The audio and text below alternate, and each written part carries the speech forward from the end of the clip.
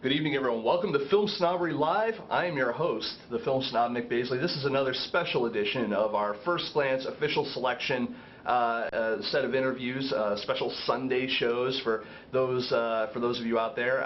This is for us to talk to the official selections of the First Glance Film Festival in Philadelphia. You may remember back in April we had done something similar for the First Glance Film Festival in Hollywood. We did that. Actually, we did the interviews in March. The festival was in April. So I want to thank everyone for coming by tonight, and we've got a great show for everyone. A couple of guests that we have for tonight. We have the director of Ping, a short film, little animation type of situation. It looks like stop motion. It looks really good. I'll show you guys the trailer for that in a second. The director's name is Jason Oshman, and he will be coming on to talk about that project and a few other things. And then after him, we have Kamal Iskander, who's going to come on and talk about his film, his short film, Jesus Comes to Town. And that short little black and white film looks really good, shot on Super 16. Really looking forward to talking about that as well.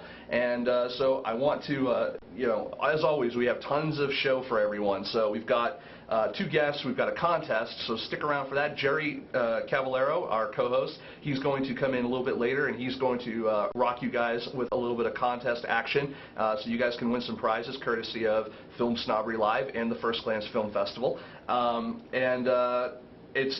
We've got tons of stuff, and make sure you stick around with us, not only now, but stick around with us all the way until the First Glance Film Festival, because we're going to be, every Sunday, we're going to be interviewing new filmmakers, as well as join us every Thursday at 10 p.m. Eastern Standard Time right here for our normal Film Snobbery Live shows, where you know how it always is. We have actors, actresses, directors, producers, little just things we rant on about. So if you're a first-time person here, you're lucky. You're catching us in the middle of a nice special event, and you can win some prizes like David did last week. What was his second time I think David was in the chat room with us, was last week, and he won a prize. He won a one-year subscription to Movie Maker magazine, so that's awesome.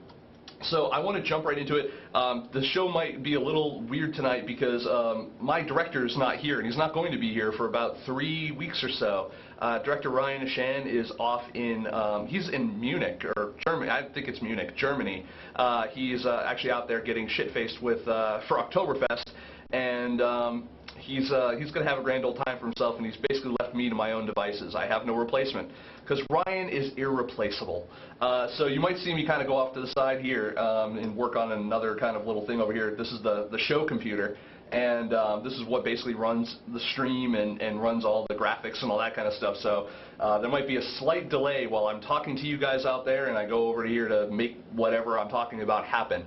That being said, let's go make something happen right now. Let's go over to the trailer for Ping, and when we come back, we'll be talking with the director, Jason Oshman. So stick around, we'll be right back. Ping? Yeah? Promise me, if we ever get out of here, you'll take me to that place.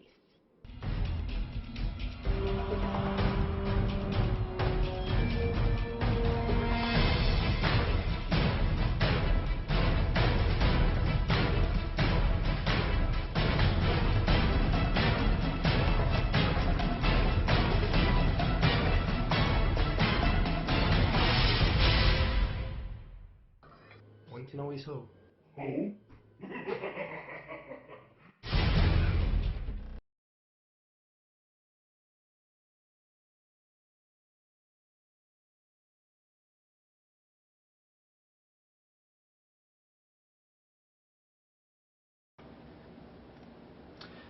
That's it, everyone. We're back. So I want to welcome to the show, I want to welcome the director of the trailer that you guys just saw. I want to welcome Jason Oshman to the show. Hey, sir, how are you today? Pretty good. How about you? Good, good. Thank you for coming on the show. It's really, really good to have you on, and I want to thank you for taking the time out of your I know you're very busy right now. I want to thank you for taking the time to come on. Oh, yeah, no problem. So tell us a little bit about where the idea from Ping came from. That's a good question, because there's kind of like a divide between me remembering where the first idea actually came from, and it's just kind of, influenced by, I think robots are awesome, so I just thought, I wanted to do an animated film, and robots seemed like a good fit, so And did you have a lot of experience? Is this stop motion? Yeah, this is stop motion animation. Excellent. Now, as far as the way you did it, did you have experience doing this before? Was this something that was experimental to you, or like where did instead of doing like flat out animation or some CG or something like that, what made you kind of just go like, you know what, we're going Ray Harryhausen on this mofo, and we're just going to do it this way? I have a bunch of experience in animation. I'm a Penn State student. I had about 2 years of animation experience in different kinds of stuff, like some basic stuff with Flash, and then some like hand-drawn traditional stuff. But this is my first actual stop-motion movie, so. Cool. And now you've done some other movies before this, right? Yeah. Last year we did a film called we did an adaptation of Homage Proposal. Mm-hmm. So it's a 5-minute short, and we actually what was that? Maybe it's 2 years ago now. That was actually in the International Festival of Animation Online, won the Opera Premium category. So. Excellent. Well, congrats for that too. So you've had the taste of success so far. I mean, when you look at Ping, do you look at other movies like I know that there's more I know that these are more CG and stuff like that now, but you look at like say Wallace and Gromit in that movie 9 and all these other things that may have started out in one place and then ended up being either bought or co-opted and made into something larger. I mean, is that kind of something that you hope to achieve with some of the shorts that you do? That'd be amazing, because I mean, I started writing a feature-length version of Ping, but the thing is, I don't want to, like, you said 9. 9's a good example of a movie that I thought was a great animated short, mm-hmm. but the movie, when it went to be big budget and everything, it lost the magic that it has in the short, because, I don't know, they brought in all these big-name voice actors and stuff, and like all the characters just became really underdeveloped. What could have been? It looked awesome. Like Shane Acker's animation stuff looked awesome, but it just fell flat because the voice actors aren't developed well. So. Yeah, I mean, and I agree. I actually thought that 9 was actually too short. Like when the feature film version was actually too short. I actually thought it could have benefited actually from being about 15 or 20 minutes longer, because it felt like the characters, like you said, weren't developed enough. It's like they were kind of relying on the voice talent and performance versus story. And I thought that there were a lot of unanswered questions. I thought that there were a lot of things and directions that they could have went. It's fun. Yeah, I'm glad that you kind of. It seems like you kind of thought the same thing. I don't know if you thought that it would have been better if it was longer, but I think that you and I both have the kind of the same opinion as far as the development process. No, I completely agree. It was like when it ended, we were like, wait, how long was that? Was that only like 70 minutes? Like it ended, and you're like, I don't know. All the characters were there were so many. Like there were only 2 in the short, even though it was called 9. But to have all 9 tiny, they were basically just character types instead of full developed characters. There was the tough guy, the silent guys. So they kind of spread it too thin for how much time they had. Yeah, kind of like they were playing too many archetypes. I hear you. I hear you. I mean, yeah, I thought that, that movie did come in short. I think that movie was only like between, like 68 and 74 minutes or something like that. It was like a very short, short for a feature anyway. But yeah, so all right, so you made Ping. Now, in doing stop motion, I mean, the way it's been traditionally done, did you have the same experience where it was literally you take a picture and then you move them, and then you take another frame, and then you move them, and you take another frame? Was it the same, or did you, because you have a little bit of animation experience and stuff like that, were you able to fill in the gaps on some of the things, and did it go quicker that way? It's a kind of a combination of both. Like, a lot of things were just like you said, move something like, a 1/16 of an inch, like completely clear yourself from the frame, take one picture, and then get back into position and move something again, which sometimes involved me like leaning really awkward positions like 200 times in a row. I remember specifically the Super Bowl weekend that we shot like 4 days in a row, like after the day, and on Sunday I just sat on the couch all day and didn't move because I was just completely exhausted. Hmm. Now, did you how many? No, you say we. How many people were in your crew? Overall, like in the entire group, there's about, like in the credits, you can see about 13. Some of those are like composers, some are like musicians, and other are like set hands, but the core group, the people who were there for the most time in the spring when we were really doing a lot of shooting, was just 3 people. Just me, our producer, and our editor were the main people who put about 40, like all 3 of us each put about 40 hours a week into it in the spring. So. And where did you end up finding your crew? We were all together in we were seniors at Penn State, so for Penn State senior film, we all got together. I pitched the idea, and then we got together in groups, people who were interested. So 4 people came to the group. Who went, like 2 of them ended up were only 1 semester students. They only had 1 semester left, so they left in the fall. The other 2 stayed on for the spring, which was essential because they were there, like I said, 40 or 50 hours a week helping me with the project. And it was kind of a learning experience for all 3 of us because none of us had done stop motion before. So we basically, it was split between fall and spring semester, and we didn't shoot anything in the fall semester. Fall semester was all just building stuff.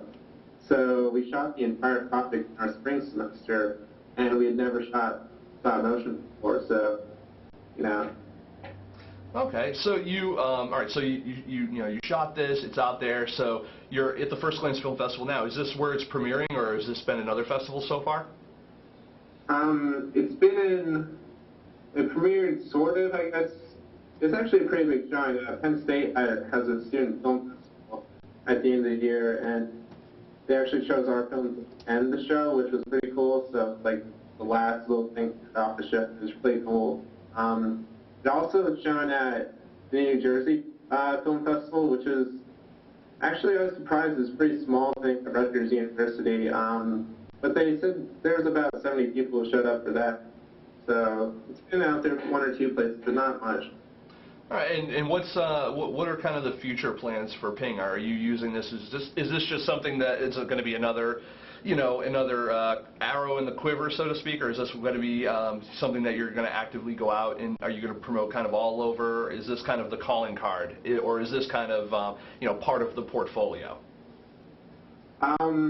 Right now it's it's part of the portfolio, but it's the big shining best piece of the portfolio I have right now. But I love working on it, and I really it was the first time I did stop motion, and I really grew to love it because it's really the results are amazing. I've done flash animation, and it just feels so weird. It feels completely unnatural. It's stop motion. I think it takes a long time, but the look you get, it's just totally worth the endless hours you put into it. So as far as film in general, I mean, do you see yourself progressing to continue to be a director, or more along the lines of someone who does, just does things like, visual or practical effects type of stuff, doing the stop motion or doing the animation and stuff like that, or do you want to continue to direct your own stuff, direct and produce your own stuff? Well, there's things like that I'd like to do, and then there's things that I realistically have to do as a post-grad student with no money. So, if I got a job that offered as, an animator, I'd love to do that because, it'd be great money and I'd be doing something I want to do. But ideally, I'd always like to work on my own ideas. So, right now, I'm starting work on another short animated film. And I'm creating everything myself, basically, the sets, the characters, the story. I just like working on my ideas a lot better than being a small part of the big idea, even though I appreciate that, big movies like Toy Story and stuff couldn't get made if there weren't hundreds of people on it, but I just really love working on my own short, small stuff from now until I could develop into making, larger stuff. Now, let's take it back to the beginning a little bit. When you were first getting into making films, was there anything either in your childhood or in your young adulthood where you were sitting there and saying, this is what was the aha moment where you were like, wow, this is awesome, this is what I want to do? Was there anything in particular that you saw or that you were told or anything? Well, when I was really young, I was into like doing like newspaper comic type stuff, but I grew out of that pretty quickly. But when I was in high school, I was really into Japanese animation and stuff because, well, I liked a lot of American animation. Like Nickelodeon was awesome in the 90s. I can't say that for them now, but we all loved Rugrats back in the day. Let's just call it out now. That was like I think like 14 years of some of the best shows in a long time, and then they just nixed it. But anyway, back to the point. Like, I just really appreciated Japanese animation because like American animation is awesome, like for comic stuff, but very rare, besides Avatar, to get a consistent story over like 20 or 30 episodes. Like, I really love just, this huge, like 10 or 20 hour story developing over, 20 or 50, 60 episodes. So. No, I completely agree with that. I actually really love the cartoon version of Avatar, the Last Airbender. And now, did you end up seeing the M. Night Shyamalan adaptation? No, I'm one of the, I guess you'd say, 92% of people who disapproved of it on Tomatoes.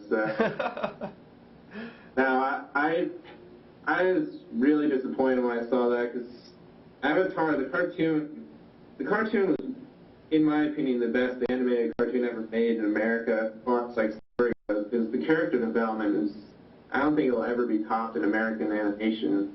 Like 60 episodes, there's some animes you watch that, there's like a couple episodes that are bad, it gets boring, but Avatar, like, consistently had good episodes every single time, and, like, it developed a story every single time, so it's, like, enthralling to watch. No, I completely agree. I was late to the game with that when they announced. I remember when I first heard about it, they were really plugging it and talking about it hard. I was watching the Totally Rad show on Revision 3.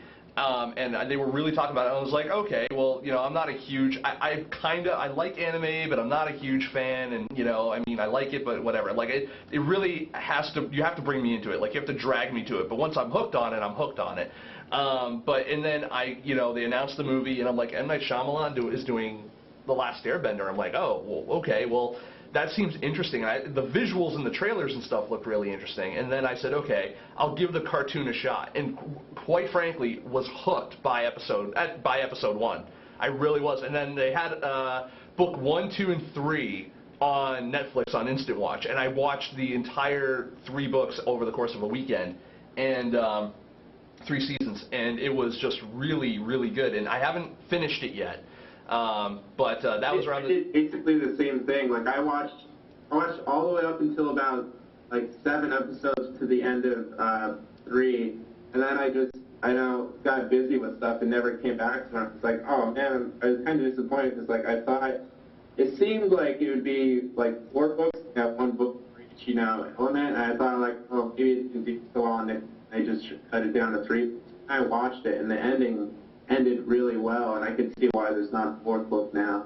So you should definitely watch the last few episodes. Totally ending, like, it doesn't seem like it could end in such a short amount of time, but the way they wrap it up is really skillful and really amazing. No, I'm looking forward to it. It's just kind of, I don't know if the last one is on Instant Watch on Netflix yet, but I'll have to check it out. It's funny, I don't buy movies all that much anymore, and mostly it's because so many people send me movies to review, so it's like I don't have to buy movies anymore, so I rely on Hulu and Netflix and other things like that. So, but I wanted to get back to Ping for a second. Where did the story idea for Ping come from? Like, was there anything that influenced that?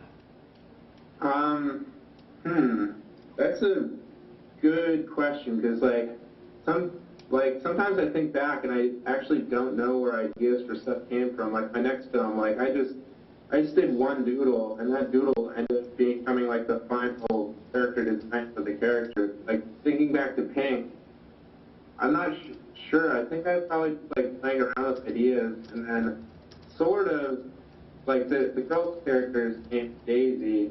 I kind of wanted to do something like, of course you've seen the Kubrick film, it's a more famous, or well, I'm getting confused with my work here. Intro to 2001: A Space Odyssey, where at the end of the movie, Hal's singing, Daisy, the song. Right. So I wanted to do like a really dramatic death for a robot, something that's inanimate. So like that's basically where how the story started out, is having like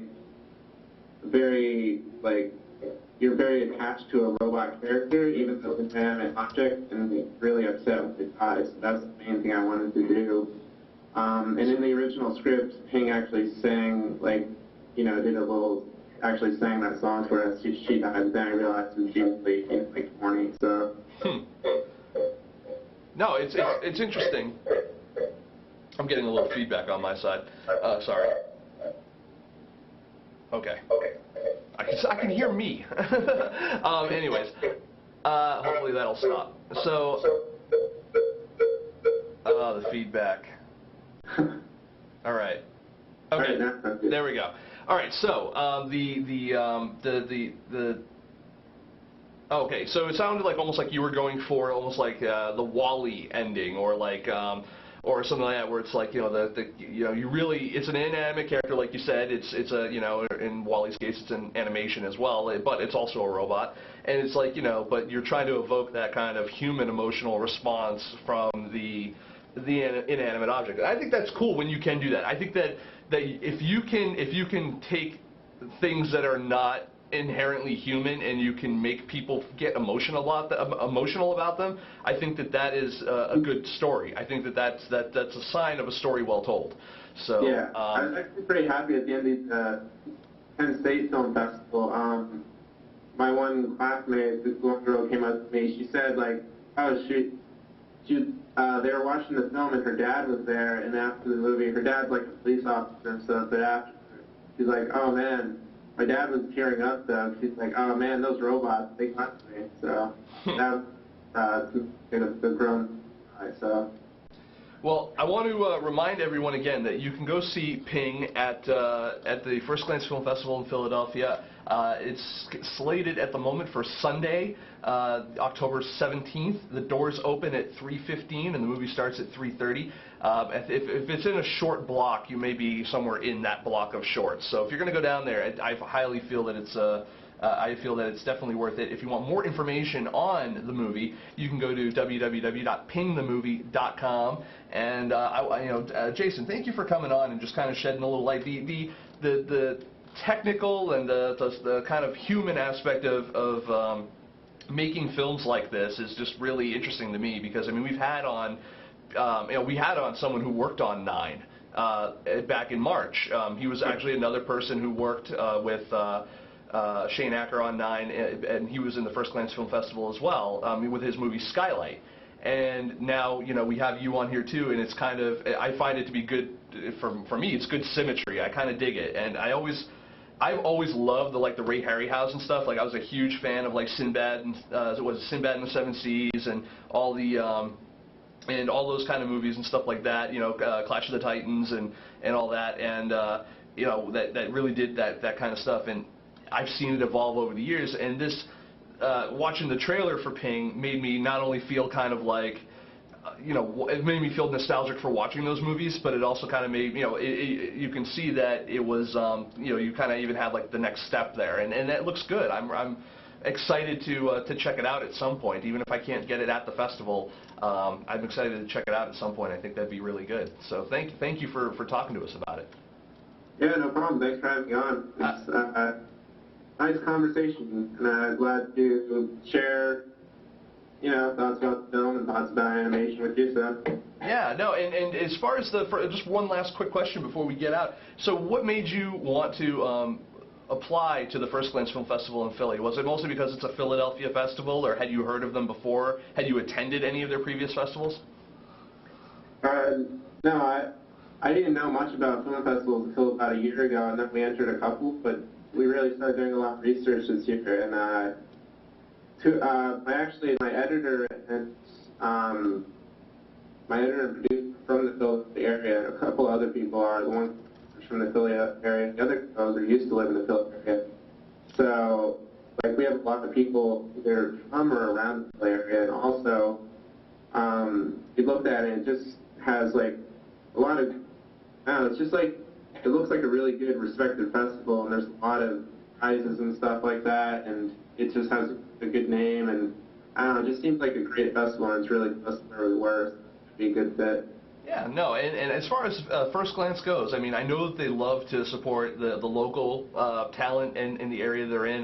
There were a lot of people in the Hollywood area that, and I know that you can throw a freaking rock and you can hit someone who's in the movie industry in Hollywood, but, you know, he really did find some great new talent in that area that came out to, you know, to the film festival when we were out there, and we interviewed them, and it was a really good time.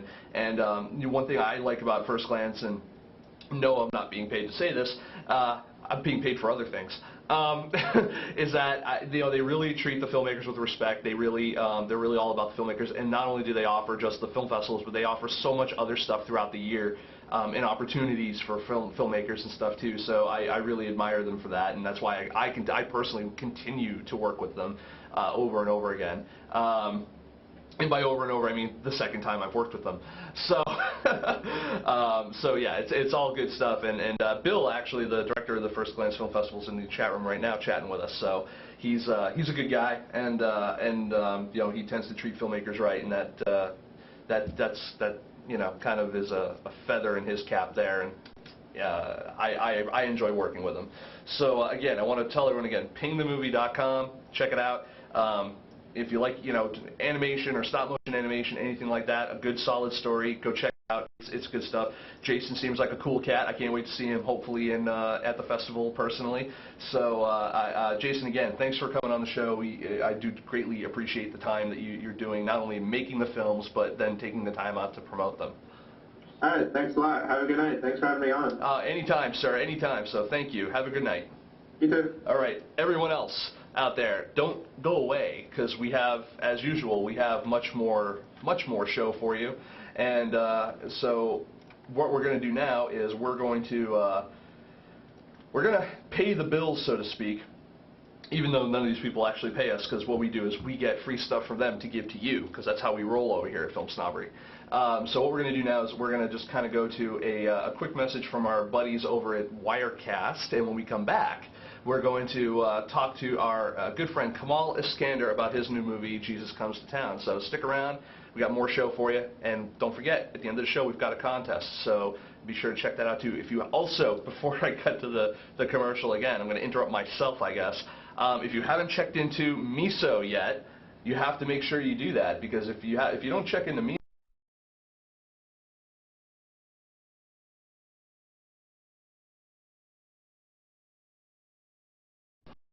so be sure to check into miso.com, or I'm sorry, it's gomiso.com. Check in there. Also check in with your Android or your iPhone app right now. Let them know that you're watching Film Snobbery Live. We want to make sure that we're trending and that we're working, and it's good stuff. So gomiso.com or check your Miso apps, and we'll go from there. But when we come back, Jason, Kamal Iskander, and right now we're just going to go to a quick message from our good friends at Wirecast. So, Wirecast by Telestream is a live production tool that allows everyone to easily broadcast live events and create professional webcasts from any location.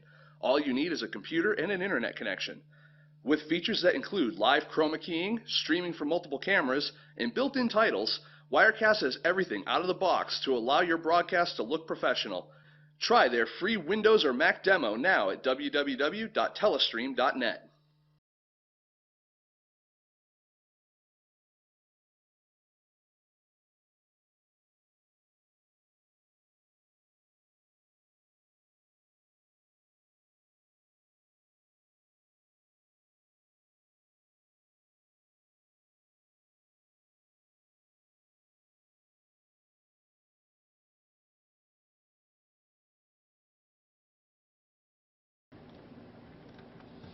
Okay, and we're back.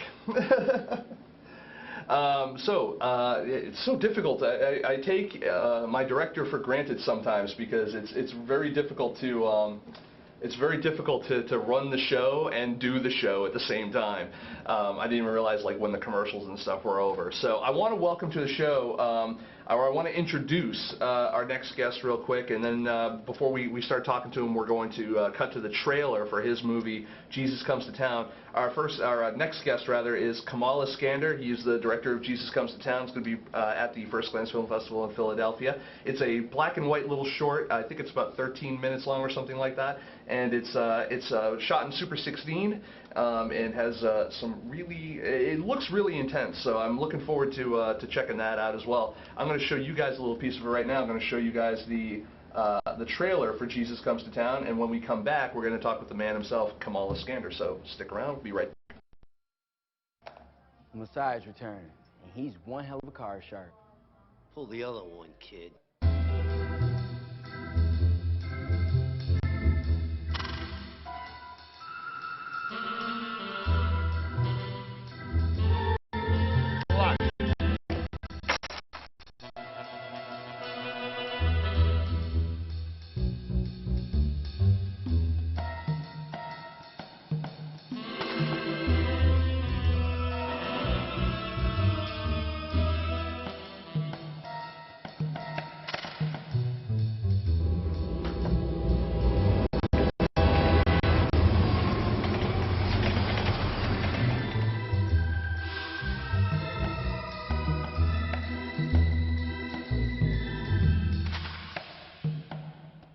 Jesus.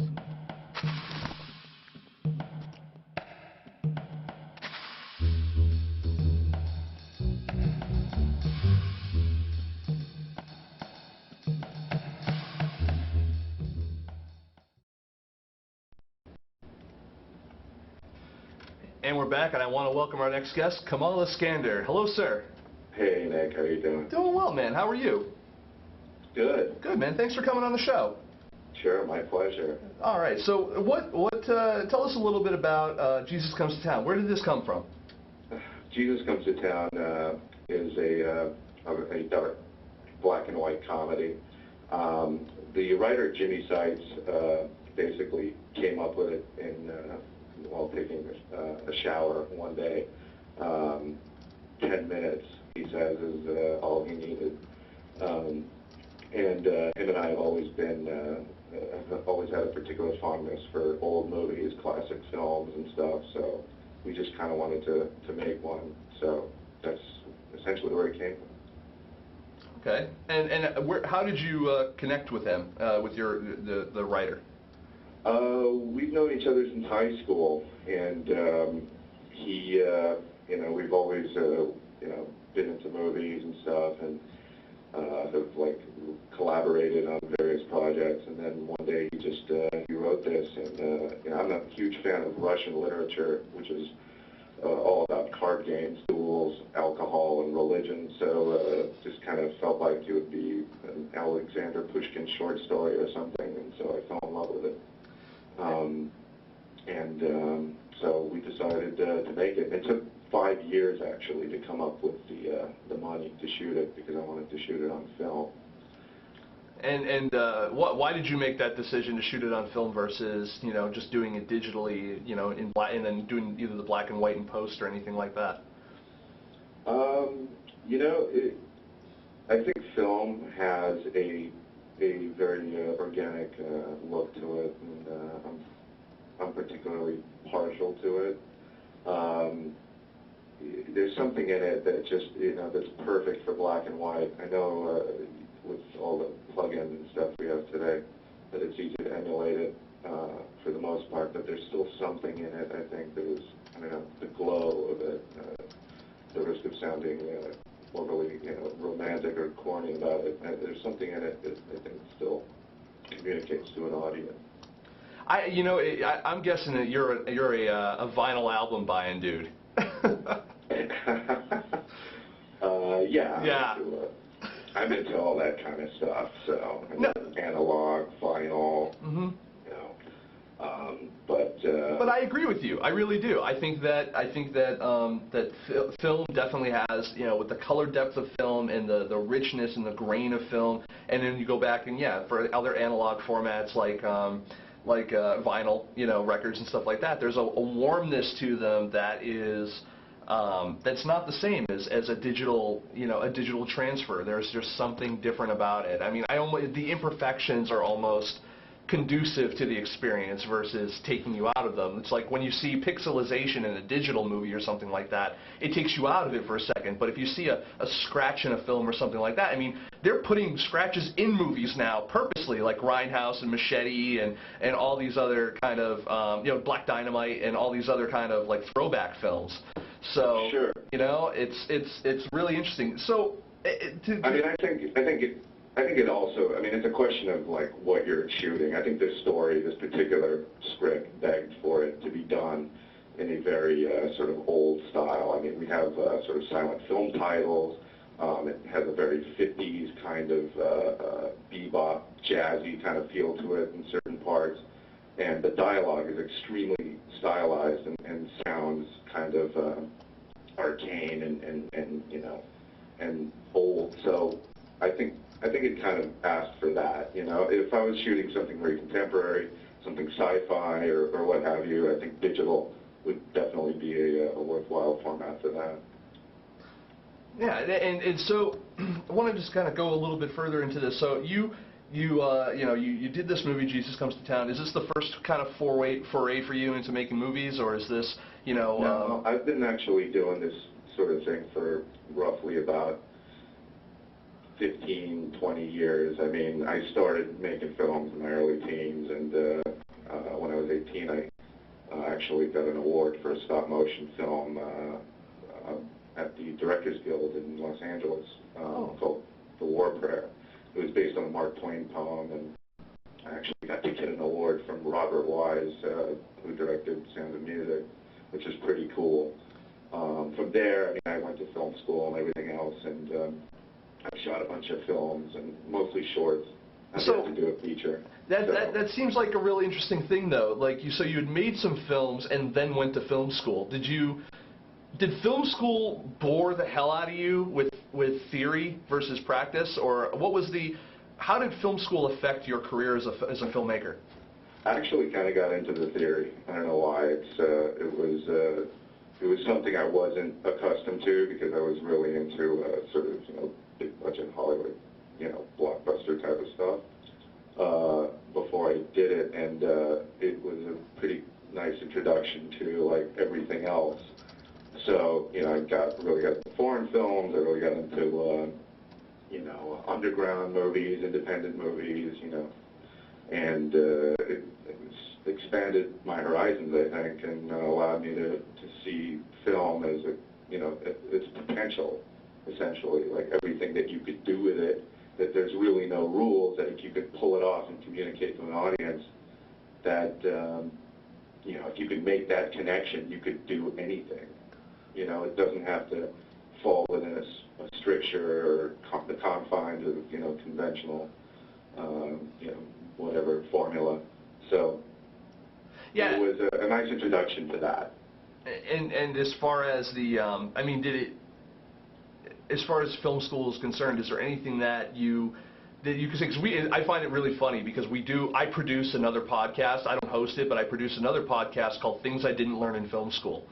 And there's a filmmaker. His name is Francis Abbey, and he went to film school as well. And he he talks about, he's a filmmaker, and he kind of talks about, he does a lot of interviews with other people as well. But he also talks about what did he get out of film school? Is there anything that you were hoping to get while going to film school that you didn't get? Or is there anything that you look at it and like, I don't really think they have it right there? Like, because sometimes you go to school and you're like, that's just not how it is in the real world. Was it like that at all? Was it like that at all when you were, when you went to film school? When you went? Look, I think ultimately, if you want to make films, you got to just make them, and that's the best way to learn, whether it's in film school or not. I think ultimately film school is good if you can make connections with people who already have sort of an inside track into the industry, so that you can, develop a pretty solid network while in school and actually work when you get out. So film school to you is like niche social networking. I think it's good for that. I know a lot of people who've gone to like schools like USC and AFI and whatnot, and really benefited from the sort of, you know, the people that they met there who were already connected to the industry.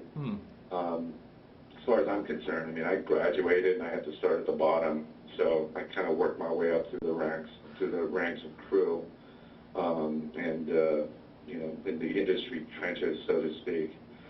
And kind of, you know, I've done every job on a film set professionally for money for the most part.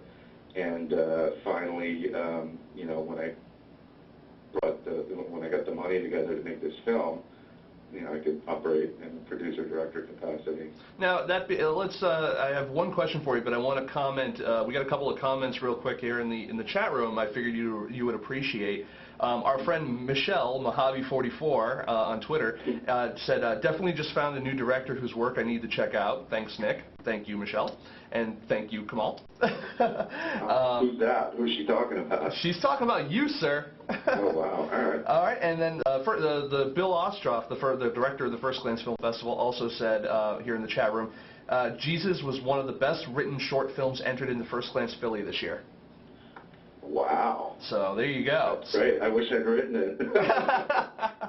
Well, still, you know, you could. I always say that actually because I really think the writer is a phenomenal talent, Jimmy Sutton. And when I read this script, you know, when he sent it to me to read it, I was like, oh, he was always sending me sort of samples of stuff. And I was like, oh, I got to read another script. Or, you know, because I was kind of, I was jealous of the fact that he was so prolific and he was like always banging stuff out.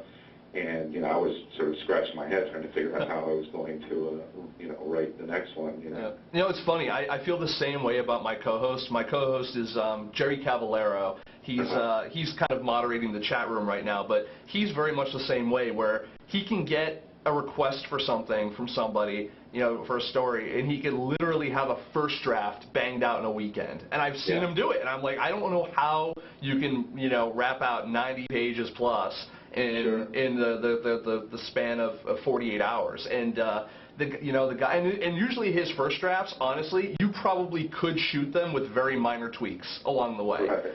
And it's just, it amazes me how people's heads work like that. I can write, but I write in spurts, and I'll hit walls, and it's really tough. And when you can find someone who just can, like you said, is just as prolific as someone like your writer or Jerry or someone like that, it's just really, it's amazing to watch them work, and it's especially when they can churn out consistently good stuff. Like, wow, yeah, that's good. I want to work on that. Well, the thing is, he was always sending me scenes and excerpts of sort of bigger projects that he was working on, but then he sent me this film, which is 9 pages long, and I read it, and I was like, oh my God, this is such a little gem. We have to make this. And like I said earlier, it literally took, you know, 5 years to cobble together the resources because I really wanted to make it right, you know. I mean, we were talking about shooting it, you know, sort of guerrilla style, you know, with, you know, us and friends playing the parts, but when it was all said and done, I really wanted to do a proper job on it because I knew it was going to be a calling card. Right.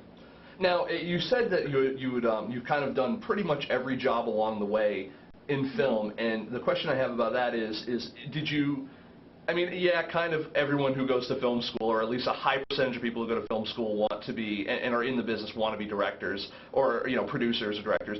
Do you, having done all these different jobs, did you find any of them that you actually liked better than directing?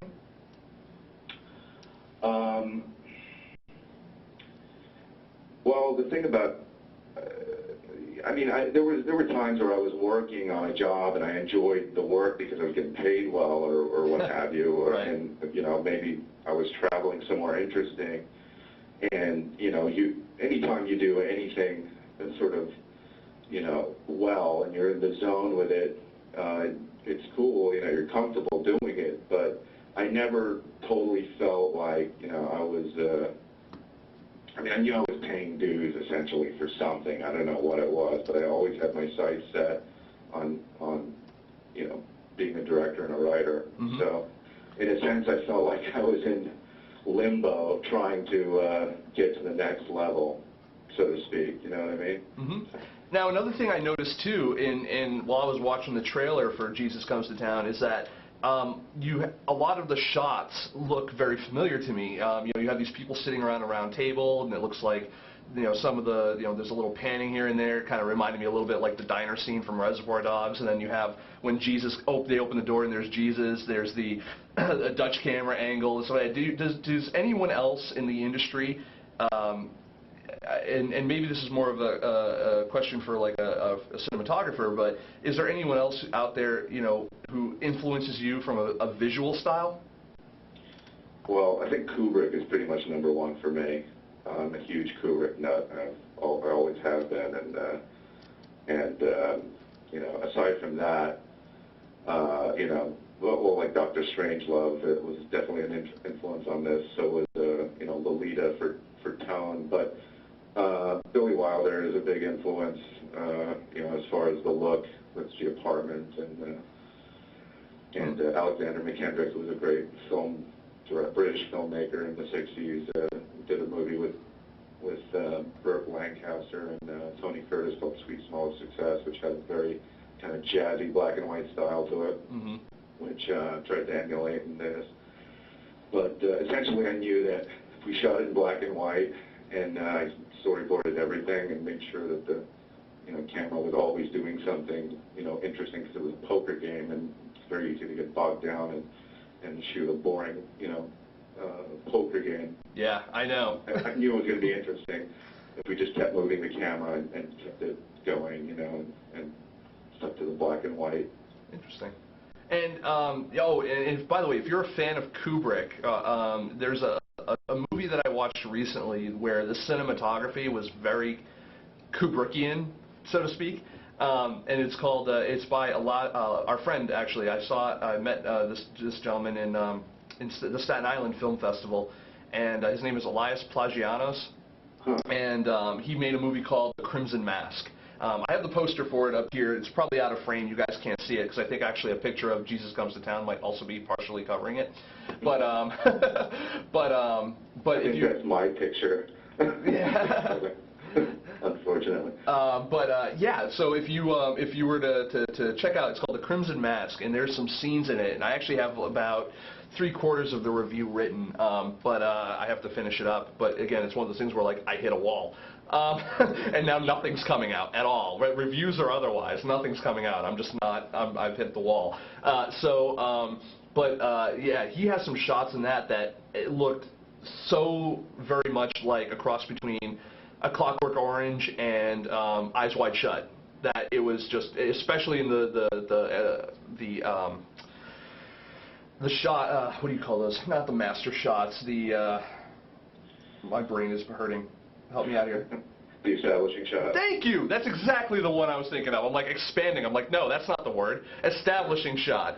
Yes, the establishing shots. They are just very, very similar in look, and great production value in that movie as well. Kubrick was a master. I mean, you look at a movie like A Clockwork Orange, which I saw for the first time when I was 13 years old, it's literally a textbook. It's one of those movies that me and a couple of friends of mine who are also film snobs, we call them sort of textbook movies where you can literally just learn everything there is to know about filmmaking from that one movie. Yeah. No, I agree. The use of camera, the use of location and set design and dialogue and but also like the director imposing their sort of personality onto the material. I mean, you watch A Clockwork Orange, which is originally based on Anthony Burgess' novel. Yep. And it's got, you imagine that Kubrick's personality is all over that, like his sardonic, no, absolutely, humor. Absolutely. No, absolutely. No, I agree. I mean, it's the same thing when you watch, any of the movies that he's done. Full Metal Jacket's another interesting look at that, because I actually feel that the Full Metal Jacket's a completely different movie than some of the other stuff he's done, but you can tell it's a Kubrick movie, mostly by the music cues. Absolutely. And some of the darker visuals. But yeah, anyways, let's go back to Jesus Came to Town, because we could do a clinic on Kubrick here. Yeah. So yeah, Jesus Comes to Town. is going to be at the First Glance Film Festival in Philly. Do you know what day you're playing yet? I believe it is I want to say it's the 16th, October. October 14th. Yeah. All right. So it's Saturday, I think. Yeah. Cool. All right. So check out, if you guys are looking to go, you're in the Philadelphia area, or even if you're not, make the drive down, because Philly's a cool place anyway. I hear it's always sunny in Philadelphia. Yeah, so Philly's a cool... Let me make sure that, I believe it's the 16th. It's playing at 3:30 p.m. at the First Glance Film Festival in Philadelphia. Excellent. Yeah, and you know what? Even if you don't come there just for that day, come for every day, because there's always fun stuff going on. There's everything. It's a good festival. Nothing else I can say that doesn't sound like I'm just on my knees on this festival, or on my back, whatever. So I want to thank our guest Kamal Iskander for coming on, and I want to, what's coming up after the festival, or after this festival? Are you on to another one, or what's the plan for Jesus Comes to Town after this? Well, I'm working with my co-producer Michael Silverman, who did a wonderful film called Self-Medicated with Diane Venora, a little while ago, and we're just working on festival strategy for year 2. Mm-hmm. Also, I'm writing feature scripts. I'm on my 5th one right now, and I'm trying to basically shop them around and get people interested in that. So. All right. Well, excellent. I mean, you've been out there for a while now. You know the lay of the land as it is. So I want to thank you for coming on the show. I wish you much success with Jesus Comes to Town and the future projects, and hopefully we'll have you on again soon for your feature. When you do your feature, we'll have you on again, and we'll talk about that. Another dark comedy called The Gospel According to Charlie. The Gospel According to... You have you make a lot of biblical movies, it seems like. I'm just in that phase now. I don't know why. Well, when we get to the New Testament of Kamal Iskander, then we'll have you on, and we'll talk about the next step for you and what else is going on. I want to thank you for sharing the knowledge and your experience with the audience here, and everyone's really seems to be getting a real kick out of you. So that's great. Great. So thanks for coming on. I appreciate it. Have a good one. All right. Take care, man. Thanks. Take care. Bye. Bye. That was Kamal Iskander, everyone. He's a great guy, huh? All right. So now that we have that out of the way, all the interviews are done for the evening. But you guys are like, well, wait a minute. We came for the interviews, but we're going to stay for the prizes and the swag. And so I want to welcome onto the show our co-host, director of such movies like Stuck Like Chuck. And he's the guy I've been kind of on my knees for, a little bit of that today. And he's Jerry Cavallaro. Jerry. Hi. Hi. Yeah, where did that come from before? You gave me a compliment and it wasn't even backhanded. Jerry, sometimes I like to just dangle the carrot in front of you. It keeps you going. You'll come here for another week, and then I can bash you for a couple of weeks, and then I give you another compliment, and you keep coming back. It's kind of like spousal abuse, like... You don't pay me, so yeah, that's... like, maybe you get a compliment tonight. It's spousal abuse. I like to make sure that, after, I beat you to death, and, then, I go like, oh, it's okay, baby, I'll never do it again. You're the only one for me, baby. So... The cops. Exactly. Don't call the cops. You should not have made that analogy. That was really bad. Fun. For many reasons. Let's go to the contest. Let's go to the contest. So, who wants some prizes? Jerry, why don't you take it from here? I'm going to shut up. You run the contest. Okay. Just a quick question, though, since we didn't get a chance to prepare this. First Glance Film in the chat before said that maybe we should give out 2 prizes. I think they meant to 2 different people. Are we doing that, or are we just going to go with what the contest was from before? Let's go with the contest was from before, because we're giving out 2 prizes anyway. Okay. So let's just do it that way. And because so let's give out 1-year subscription to Movie Maker magazine and a First Glance Films T-shirt. And here is the contest. This is to get you involved in both our Twitter and our Facebook. I'm going to put something in the chat, and I want everyone to tweet it out. But you also have to follow what it says. Go to our Facebook page and like us on Facebook, and go to the First Glance Films Facebook page and like them also if you haven't already done so. So here's in the chat. Be the first person to tweet this out, but in order to be eligible, you have to like us on Facebook, and you have to like First Glance Films on Facebook. And the links are in the chat. Yep. So it says, if you love indie film, go to Facebook and like at Filmsnobbery with our link, and at First Glance Film with their link. Although it looks like part of their link didn't come out properly. Then you should be able to figure that out. Jason in the chat room says, I don't tweet.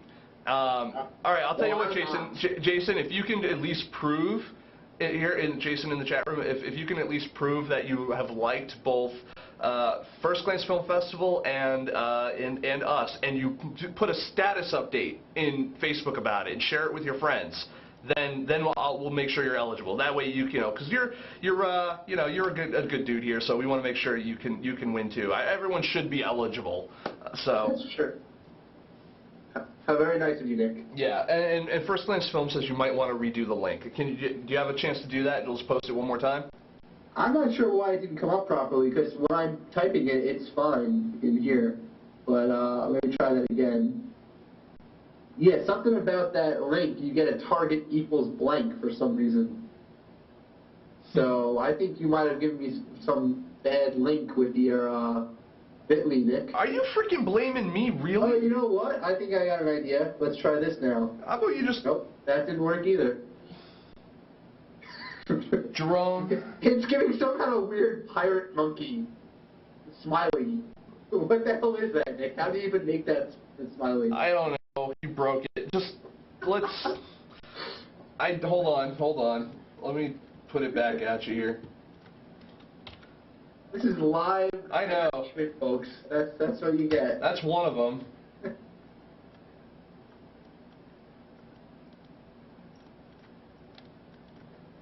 Okay, doing that there. I've got it on one computer. I can't put it on the other because they're mutually exclusive. So, but Dresden Dolly says, yay monkey. I agree. Yay monkey. I want to teach my monkey kung fu. I'm going to try to compare these links now and see. Scartographer says you broke bit.ly/EMFVDR. Okay, I'm going to just try this without the parentheses and see if that works. Okay. There you go. Nice. Okay. So apparently R parentheses equals pirate monkey smiley. Let me Which test I that guess out. makes sense. R. Yes, that's right. It is. R parentheses and equals pirate monkey smiley. We learn something new about our chat room every day. Or rather, the Justin TV. It's the Justin TV chat room. So I'll tell you what. Before we announce the contest, what we'll do is well, we've already announced the contest. Before we announce the winner, what we'll do is to give people an opportunity to get that all set up. Let's go to just a quick promo for our good friends at Final Draft, and when we come back, we'll announce the winner. How's that, Jerry? Sounds good. All right, so we'll be right back. So make sure you listen well and watch. So.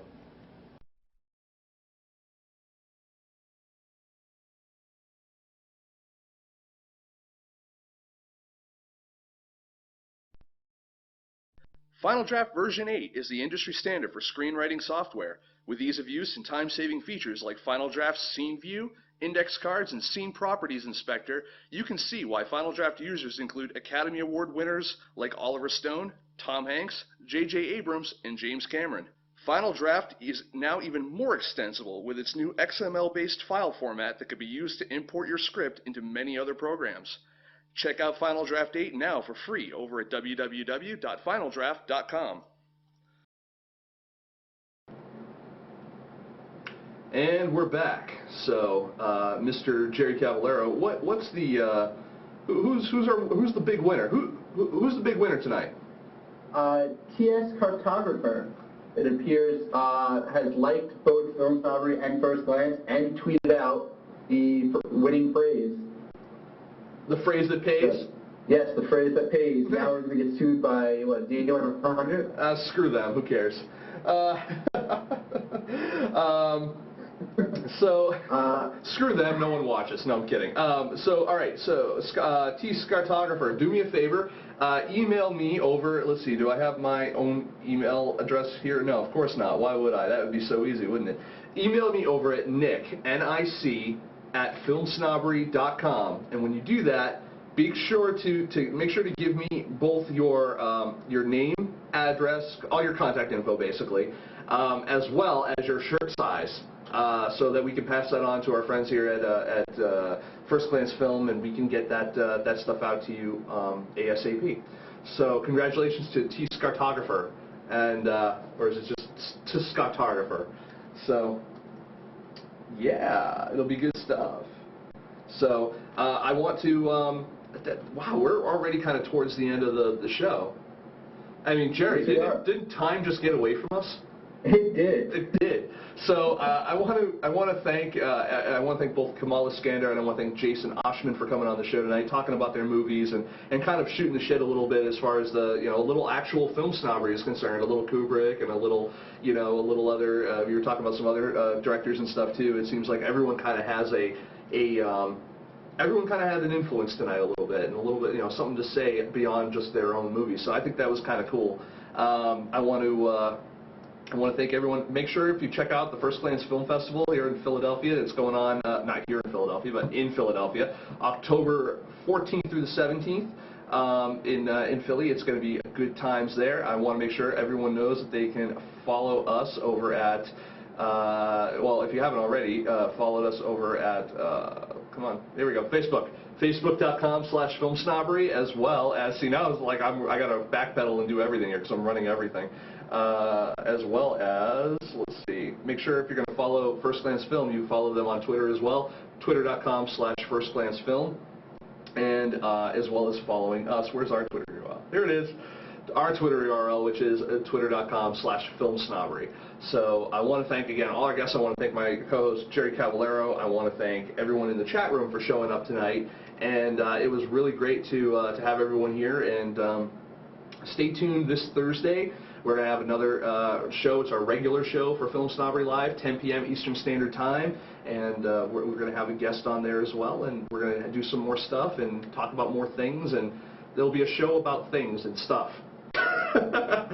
To be honest, I don't know who the guest is yet. I'm kind of making this one up as I go along.